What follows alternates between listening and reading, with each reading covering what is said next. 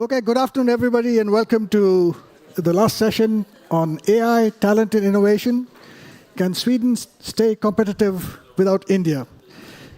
And this is a very topic close to my heart because I'm somebody who's been doing AI and involved in AI research and innovation for a long time, and I come from India. And, people have been talking about the US and China, but now it's India's moment, right? You see everywhere, even at Almedolan, the talk is all about AI and India and collaboration, so it's very timely.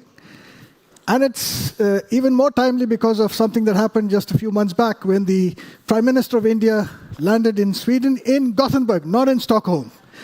And, so that's an indication of the importance of especially, the West Swedish region, which is where Chalmers is based for collaborations internationally. And the other context that we should remind ourselves on is that when the Prime Minister was here in Gothenburg, they signed, it was part of the context was the signing of what is some people describe as the mother of all trade agreements between India and the European Union. So it was a very far-reaching agreement, and a lot of collaboration is going to flow from it. So this is the ideal moment to pick up on that and discuss it. For research, for innovation capacity, for the labor market, all of it. So it opens up lots of different avenues for discussion. And so we have today to discuss this a very distinguished panel. So we have His Excellency, the Ambassador of India to Sweden and Latvia, Mr. Anurag Bhushan. And just to give some more background, he also comes from the same institute, which is the Indian Institute of Technology, which I also come from. So we shared that from long ago. So it's very nice to have a fellow IITian together on the stage with us.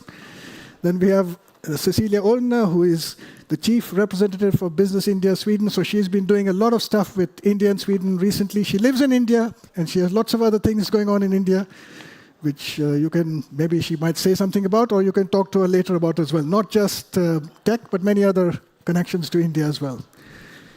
And then we have, of course, the president of Chalmers, Martin Nilsson Jacobi. So he has been, of course, driving new initiatives at Chalmers, and one of them is, of course, international collaborations with India in AI. So he, and together with the director of KTH, have written in the media about the new directions that Sweden should go strategically in AI. So this is, again, a good thread to pick up on. And finally, we have Andreas Gottberg, who's from Business Region Gothenburg. He's the head of the Business and Entrepreneurship department there. And there again, there is a context because Business Region Gothenburg have also a new initiative centered on India, which we will talk about more when we come to that. So I guess to set things off, I'm going to fire a question at you, and you have only 20 seconds to answer that first question. And of course, that is, can Sweden be competitive without India? Oh, you're asking, it's a yes or no question? Yes or no? Okay, thank you. So first of all, I think it's a pleasure to be here. I think this is my second visit to Almedalen, and I think it's such a beautiful and lively environment during this week. Last week was very intense, but I had freshly come, and this is my second visit. I understand a little bit more, but not enough. But one thing I have gathered is that if you want to gather attention, you either talk about AI or politics, and you are good to go. So we have at least one covered. So you have got at least one covered, and I'll probably cover the other part. So I think AI we are living at a very historical cusp, not only technology, but also in terms of geopolitics, from my diplomatic point of view. There are seldom that we have very transformative technologies that impact the world. In 1940s, it was nuclear energy and space. In 80s and 90s, when we grew, it was computers and internet that completely changed the way we operate in this world. And now it is AI. Of course, every technology has its duality. It's good. It can be a force for good. It can be a force for destruction. It can also lead to geopolitical restructuring, and we can see that this is happening. But where AI differs from the past waves of technological transformation is, it is self-learning. And secondly, it impacts practically all aspects of our life, including consciousness, I think, in a way. So I think what we are looking at is fundamental changes in the way we operate, and I think industry is not going to be isolated from this change. If you look at India, we have, over the past few years, developed a vibrant IT industry with about 200 billion annual turnover. Sweden has developed a highly industrialized economy, manufacturing economy with highly innovative. But Ambassador, can Sweden's... But I can tell you, your question it sounds as if there's a choice, but actually there's no choice, because when we are looking at ourselves and when we study, we look at it how our IT not just the IT industry, but the manufacturing industry will look a lot different than what it is now. There are newer challenges coming, newer skill demands that is coming. And Sweden is, of course, 40% of its economy is exposed. And the kind of manufacturing that Sweden has done, it will have to again reimagine. The question is not choices. It is, I think the two countries have to come together. Okay, but we'll follow up on that. I took 1 minute. Sure. So, Cecilia, now you're minus whatever minutes because of Ambassador, but you can go give your first response, and then we'll come back with more detailed questions. So the question was if Sweden can... yeah, the question that we are addressing. So I would say no. And I would say the reason is because it's important that we collaborate. And with India being, of course, as we know, the world's most populated country, with the workforce of soon 1 billion people, with, of course, so much talent coming out of India. We have the scale, we have the speed. India has, of course, so much more to offer than that. But Sweden, yes, we do have innovation and we have, trust with us. But we cannot do it side by side. We need to do it together. So my answer is no, but we need to collaborate. Together. Very good point. We'll follow up on that. Martin? Difficult to add so much. I mean, in Sweden, it's a small country. We cannot stay competitive without collaborating deeply with other nations and other regions. And India is one of the most, I think, primary regions where we need to collaborate. So it's very clear that we need to collaborate with India. No, there's no doubt about that. Yeah, it's tough to be last on this question, but I can just agree. Of course, I mean, Sweden's a small country, but very innovative, and we need to collaborate with India, which is maybe like the fourth biggest economy in the world. So it's totally necessary. But as Martin said, with a lot of different countries, but India will be of high interest. It's a decisive answer. In fact, it was a signal from above. Look at the weather today. It's like India, right? Especially here. So now back to the ambassador. So now that we agree that we have, everybody on the panel agrees, we have great possibilities to collaborate. So how could the Indian government facilitate Indo-Swedish collaboration? Would there be scholarships, grants, and so on to start with, or are there bigger possibilities you see? So you mean to say trade and investment, or you mean your science, technology, R&D, academic? Education, research, innovation in AI between Sweden and India. So I think largely what we are trying to do, and this is something because we understand very well that Swedish economy is largely private sector driven. Government plays a helping hand, but ultimately it's the industry that drives the relationship forward, and that is rightly so. If we see that there are 300 companies in India, they are working not just in production, in manufacturing, in software, in IT, but they are also working in many other sectors, in training people, in giving employment, and so on and so forth. So I think our main task is to provide a framework within which these companies can operate with least amount of friction. So India-EU FTA is one such framework agreement that we have signed.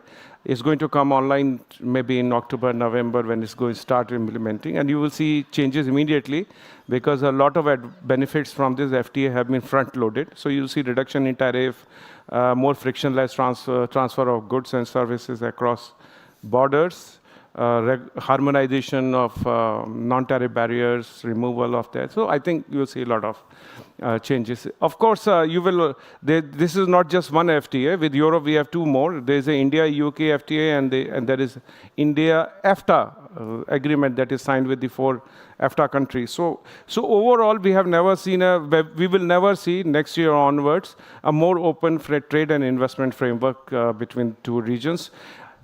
Our Prime Minister's top priority is Europe. If you really see, our Prime Minister has been repeatedly visiting this region. He visited Sweden, of course, but 4 other European countries. And then again, he came here to visit France and Slovakia. He will be coming again, I can tell you this much. So overall, I think our relationship has never been better.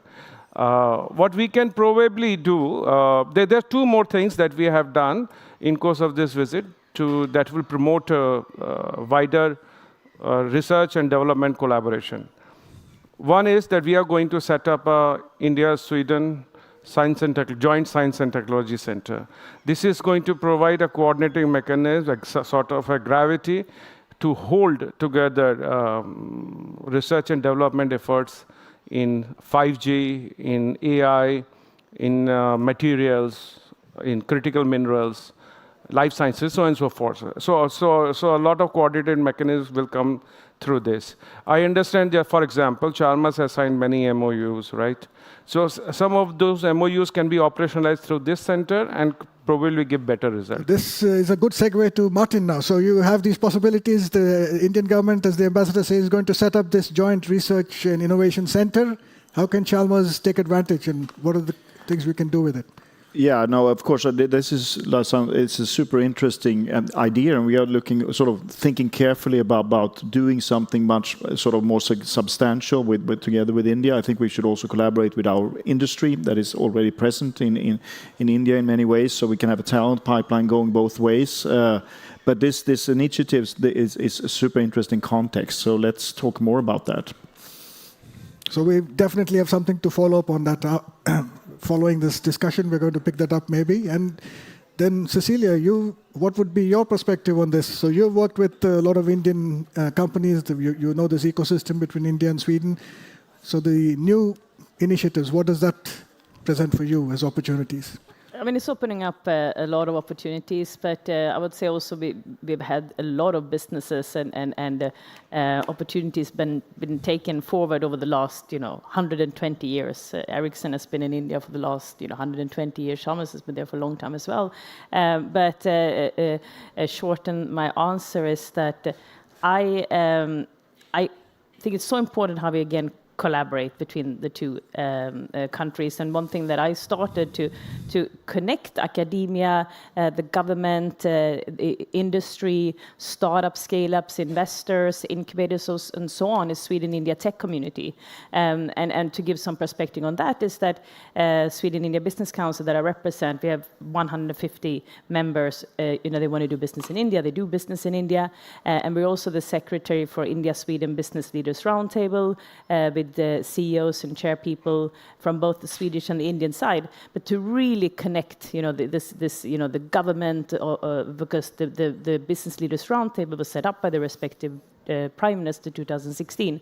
I connected and I started this initiative, Sweden Tech Community, with Devdat is very active in, and also Sarah Wallin, who was in the room earlier. And it's all about collaborations. It's all about making things happen, and that's where the magic happens. And I think it's really important, all the things that we say, but it's so important that we really also spend time to visit each other's country. And of course, being in Sweden, I would encourage everyone to be as active as Business Region and Chalmers, and of course, Mr. Ambassador himself, to visit India and really see, build relationships, think long term. Don't only think that I'm going to go there and do something in 2 years.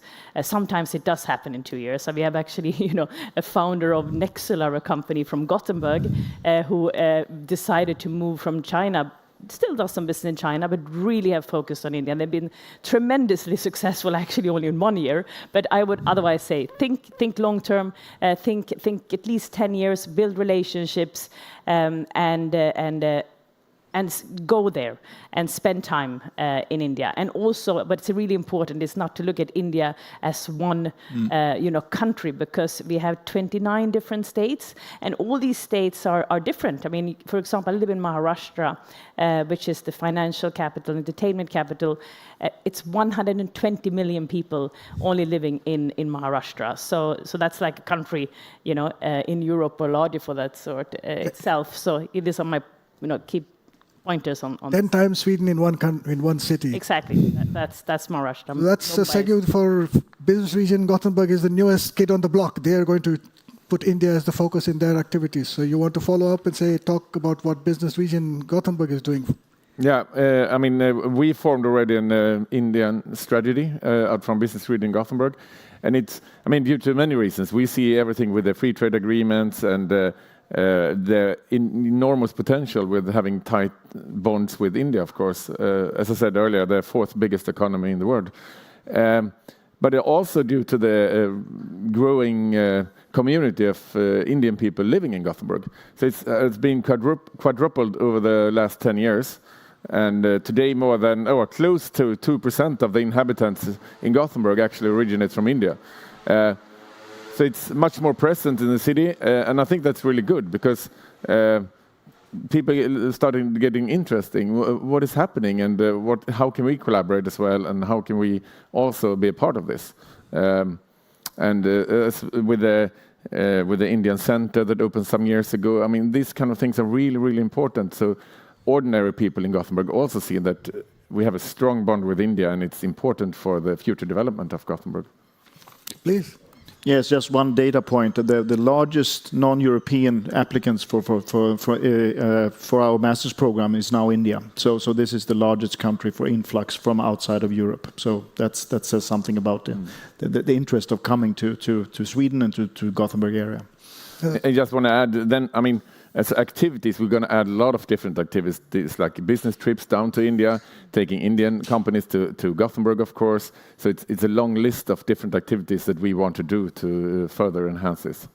And just a comment to add on to the growing presence of Indians in Gothenburg. Several people have observed it, but one of the consequences of that is there's better Indian restaurants now in Gothenburg. So yeah, that too. We've been taking a lot of delegations actually from Sweden to India with representatives from, of course, Gothenburg, and also from India to Sweden. And I must, give you a compliment to Mr. Ambassador, also so instrumental now, of course, taking the big delegation with the Narendra Modi coming to Gothenburg a couple of months ago. So there's so much happening there as well. So yeah. So now we are talking about AI, but the question sometimes is it the technology that's more important here, or is it the talent and the people? So how can Sweden educate enough talent to remain competitive in AI, and how can we attract talent from, especially India, where of course it's overflowing with talent? How can we attract them to Sweden? I know typically from generations a few ago that the best Indian students, they automatically, like a reflex, look to the US. But that's not the world today, right? So we are changing. It's a different world. So how do we think about that today? Who wants to take a first stab? I think you're an example of a person that actually came from India, set up in Gothenburg. I went to the US first. Well, you're now in Sweden, and you're a professor at Chalmers. You started a company in Bedell together, of course, with the other founders. But that's highlighting these success stories of someone who comes from India, studies in Sweden, then set up business and stays in Sweden. I think highlighting these examples is one way. Yeah, and I mean, of course, we want to attract talent from all over the world, and India is one of the talent pools in the world, one of the strongest ones. But we also need to look at the other way. I think our students also need to go to India to learn about. If you talk about innovation, they're completely different scales. We're thinking in a different way. In Sweden, we are good at sort of optimizing, and everything is perfect before you release the product. Maybe there are other parts of the world where you work differently. So I think that's very important lessons to be learned from our students or our young people to visit each other's countries and learning about different types of business models to be competitive in the future. In India, we call them the Jugaad. Sorry? Jugaad is what we call it. Really? So a follow-up question that was suggested by someone is, what role can universities play in strengthening Sweden's competitiveness in the AI era? And again, with some reference to India again. So what can universities do in particular? Well, I mean, universities have always been hubs for attracting talent and sort of exceptional people. And you need exceptional people still in AI. I mean, you don't know in a couple of years, but still we need people in the loop, right? And then you need good people. So of course, universities are talent hubs and therefore play an extremely important role. Silicon Valley is not Silicon Valley without Stanford and Berkeley. So that universities do mean a lot for a region to grow. I always say that, I mean, regions, we don't quite know why a region is sort of lifting. I mean, there have been regions throughout history that have been sort of exceptional. Renaissance Italy, Silicon Valley, you can list a lot. But in all of these regions, there have always been something like a university. Always. I challenge you to find a region that did not have a university or a library, university-like structure, and was exceptionally productive. The power of ideas. We had it first in India in the Nalanda University from long ago. Yeah. That's where it all started. So the ambassador, to you, if you would ask the question, what would make Sweden a more attractive destination for Indian students, researchers, entrepreneurs, and skilled professionals? I think, of course, without doubt, my remarks encapsulated why Sweden is one of the top destinations for Indian students and Indian talents. It's an innovation hub. You know, the per capita number of unicorns is one of the highest. The startup culture is amazing, and the economy is doing wonderfully well. And more importantly, as Cecilia mentioned, you know, India and Sweden have a long linkages. So it's not unusual to find Swede who has lived in India for 20, 25 years and know India better than I do, right? So I think there's a lot of synergy. But I want to add 2 or 3 things. You know, you mentioned talent, AI and innovation. If Sweden is innovation, the talent is in India. And the kind of talent there is amazing. So if you have followed the conversation around AI, it's not the frontier models that are important, because they will continue to evolve, and maybe they will evolve on their own also. If you see, the entire conversation is built around talent. Which company has the richest talent, which company has the most important, amazing talent, and that has been the defining feature for all the stock markets. Going forward, this is what the world is going to be. Talent is going to be far more precious than anything else, including compute. And if you look at India, our proposition is unbeatable. You know, we have an IT industry, as I said, which has 20-25 years. We have got 7.5 million IT engineers. We have 500,000 AI engineers, and this number is increasing, compounding by 20% every year. So the kind of talent that you will find in India is going to be amazing, and every country, every company has to look at India. But universities, even more so. If you look at university, the model is changing now. In Europe, the universities did amazing well because a lot of development was taking place here. But the greatest applications of AI are going to be in countries like India, where you have 1.5 billion people, where you have use cases in agriculture, in life sciences, in challenges that face humanity as a whole. You know, look at climate change, for example. What you do in India is going to be far more important than what you do sitting in Uppsala. So I think it is very important that universities should look hard at their models of having a single one campus and working in the classroom, and look at having presence in India, working with actual users and actual applications and use cases. This is where I think the AI's greatest value addition will come from. Yeah, great. Anybody wants to jump in? I've seen, when I've been with Martin and with Sarah and members of Chalmers, it's just been so much interest in Chalmers in India. So I hope that it's just a matter of time before we have a campus of Chalmers in India. And I would also like to highlight, Martin, you're very active in the Sweden-India Business Leaders Roundtable ecosystem. And there we have 4 co-working groups, but one is skilling.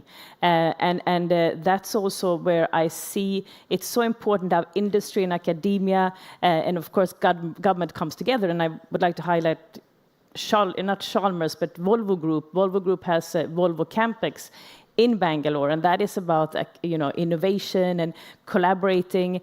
Sweden has such a strong brand with all the brands that are there. So if you can do more R&D and innovation, that's also building the whole Swedish brand with the likes of IKEA and with Volvo Group and of course Ericsson and the likes. And I know that Chalmers is part of plugging into that ecosystem as well, which is also attracting more talent automatically to Sweden. Yeah, so Volvo had this excellent center at IIT Delhi, and I know the people working there, and they produce some very innovative research from that.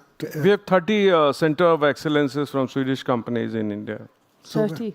30. And SKF is now going to set up their world's most advanced manufacturing, which is almost like a dark factory. So it will be entirely dependent AI and robotics driven. Something for Chalmers to take inspiration from. Yeah, absolutely. And thank you for pointing out the activities that we do have. But I also think you sort of raised a very important point, that is impact.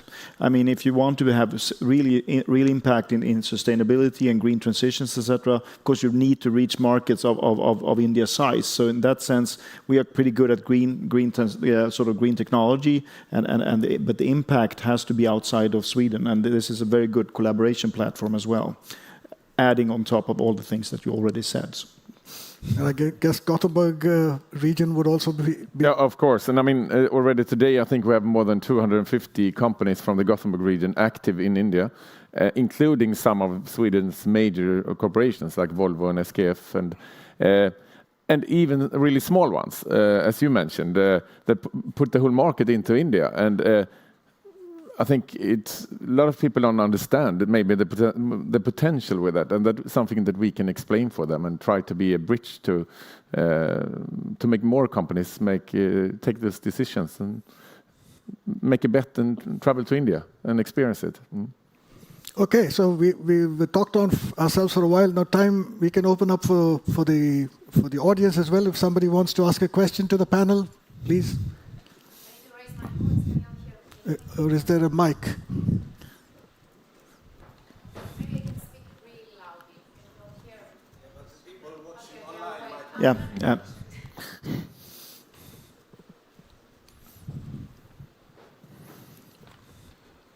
Thank you so much. So it's very common for companies based in Sweden and in other European countries on the data, let's say, domain, on the edge of AI applications, using India as their data annotation, let's say powerhouse. And I say it in like a good way, because data annotation is like super important to improve the models and actually deliver for the customer. But what I've heard everywhere in Almedalen, and without even any Swedish, is like EU sovereign. There is like so much anxiety around like security and safety concerns. So when I saw the title, I'm like, that's why I'm going to drop by. I was just a passerby. I'm like, can we really stay competitive when we send the data to India, and it's so important for us here in Sweden, in a world that's so concerned in Europe about where we store the data. And I've been in rooms because of my career in the past where it's like the data exits the EU. No, we cannot work with this, especially in the public sector. So I know it's a little bit more contested topic, but I would love to hear your thoughts. Okay, so anybody wants to take a stab at that? Concerns about data security, privacy, when you want to do this collaboration, that you send Swedish... Maybe I will not be able to give you a specialist point of view, but from a diplomat point of view, my question is like this, that data together with AI intelligence and compute is going to be three most important drivers for global economy going forward. And data is required for not just use cases, but it's also required to train frontier models, right? So I think data is going to be very important. And your concern is the same as well as mine is, Your concerns comes out of privacy, right? My concerns comes out of a global south perspective, in which our data is being used via all the social media and messaging and all that to develop frontier models, but these frontier models are restricted from use for use for other countries, right? So again, we are seeing this colonized model once again. And this is what I was talking about, the greater fragmentation of the world through technology. This is something that we have to work together. Sweden as a country which is highly technology advanced, India as a country which is leader in global south, which has its own capability and is one of the largest source of data. Privacy, of course, is very important because there was some guy who said that he swore, social media, I was reading it, he swore that in China, he saw all the entire data of US universities, research and development back there. So this is the kind of concerns. The concerns are privacy, sovereignty, and of course, the colonized, exploitative model. And this is something which is why these questions were deliberated upon by the leaders everywhere, including at the AI Impact Summit in February this year, which was the first summit held in Global South. And many world leaders attended, including Deputy Prime Minister Ebba Busch, who was there, along with 80 Swedish companies. These questions were again deliberated in G7, along with the extension G7 guest, which India was also part of. Industry leaders, including Fab 5 and the Frontier Labs, they also participated. And this question was one of the questions, sovereignty. So your question is valid. But I'll tell you how we are addressing it. We are addressing it through a framework of agreements that India and Europe is signing together. And one of the privacy questions are being addressed in the India-EU free trade agreement, where we will also deal with this. Apart from that, India itself, because we have one of the largest IT industry, and it depends upon work from abroad. And also we have the largest global capability centers, right? So all these require data privacy, and we have set up laws which are now compatible with the European laws for data privacy concerns. A very important thing to have this consistency between European laws and Indian laws. Anybody wants to take a stab of any more? Otherwise, I mean, for your question, I mean, there is a very nice book called The Empire of AI, which deals with many of these issues. If people haven't done it, I'd recommend reading that book. So we are kind of more questions from the audience. Otherwise, I'll throw one in. Yeah, and I could, give an opportunity for you to, ask more questions in the future. We have a few events coming up, which all these gentlemen are a part of. One is the India-Sweden Innovation Day that was started together with the Indian Embassy in Stockholm. And of course, Mr. Anurag Bhushan is very, very involved in this. So we're looking forward to having as many people as possible on the 15th of October. In Stockholm. Yes. And we're also going to be doing some delegations in collaboration with Business Region Gothenburg, so bringing people also, in particular from Gothenburg. I hope Nexolar will join us. It's going to be in manufacturing, life science, and then we also do something with family offices and Sweden-India Innovation Bridge. And so I welcome all of you to be part of these events and reach out to know more about them and ask questions at that time if you don't have any now. Okay, we are kind of nearing the end of the panel, but I'll fire off some more short questions, to which short answers are appreciated again. So we've talked about all the possibilities and so on that await us, but let's say in a few years, next year, 2 years from now, what would be clearest signs that the Sweden-India partnership has actually succeeded? We take it from there this time?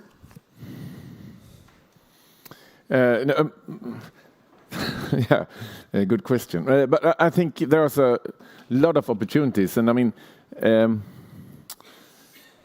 But from BRG standpoint, yeah, from the Gothenburg standpoint, I think it's connecting to the really already strong areas that we have. Of course, the really strength towards the automotive and mobility sector, also life science. But now as well, when we see the growing companies of the AI application layer that we see a lot of companies coming up in Gothenburg, I see that's a big potential for future collaborations. And that could be basically in any kind of industry then. But still, we will probably see a concentration to the industries that are already strong in our region. And I think it's maybe smarter to increase that than rather add something new. Okay, and what would be the clearer signs that it has succeeded? I think, okay, so I say that we have a clear structural collaboration with a strong Indian sort of platform institute, university, some type of that, together with our industry, and that we have one or two very concrete results from that? I would say look at numbers, having more Swedish companies active in India, Swedish students studying in India, and vice versa, having more Indians studying in Sweden, working in Sweden. When we see the numbers increasing, and we see that there are, collaborations, and again, co-collaborations where Indian and Swedish founders are starting, the next unicorns, and collaborations between industry in both Sweden and India to create even more opportunities and businesses. This is where I would see, then we'll see that there has been a success out of the various. Well, I would agree with Cecilia. The greatest marker for relationship always, without exception, is the number of people you find in each other's country. And we have 80,000 Indians. I'll be very happy in 20 years if we find 80,000 Swedes in India. That would be the true marker of our good relationship, growing relationship. Thank you. Especially the young generation. And maybe we have even better Indian food in Gothenburg, and then maybe we have some Swedish. Yes. Yeah, we definitely need that. In the other direction. In the IKEA meatballs are not enough. Okay, so final question for everyone. What is the single most important thing that Sweden should do over the next 3 years to strengthen collaboration with AI, with India in AI? So again, this is short, 30 seconds. Single most important thing that Sweden should do. Yeah. Oh, that's very difficult. But I think we are coming around again and again to the same point that the big Swedish companies are already there. What the world of today demands is trusted connectivity, resilient supply chains. So I think we should look beyond the big company and see how we can shift and set up value chains, Swedish value chains from other countries to India, and develop a more trusted relationship. We should also look at more small and medium enterprise, and especially in technology sector. We have got a great startup culture. We have about 200,000 startups, 20,000 fintech startups. We have a couple of hundreds AI startups, and Swedish has a massive startup culture. How can we integrate the two and bring scale to the speed and talent that these startups have? And I think this is here the universities can play brilliant roles. Sweden, to be successful with India and Swedes, spend time there, learn about the culture, and work on relationships. Relationships are so important. Don't think short term, think long term, and understand the fact that India is so vast and all the different states are different. It's important to go there. If you have not been to India yet and you're looking at doing business with India, please go. And let me know if you need any advice on where to go. I'd be happy to give you that. I've been there for 20 years, so. That's always a big experience for Sweden to visit India. Absolutely.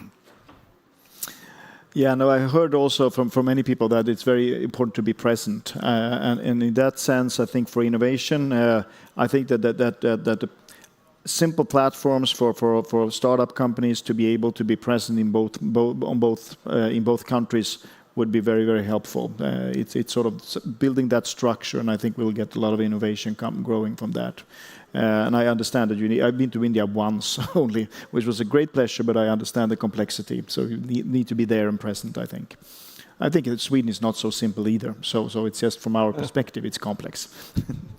Yeah, and for smaller companies, I think it's a great opportunity to join one of the future delegations coming up, because there will be several in the coming years. And if a Swedish company bring innovation, India can really add both scale and talent to that innovation, for sure. Okay, so we are out of time now, so let's give the panel a big hand and we end the panel there.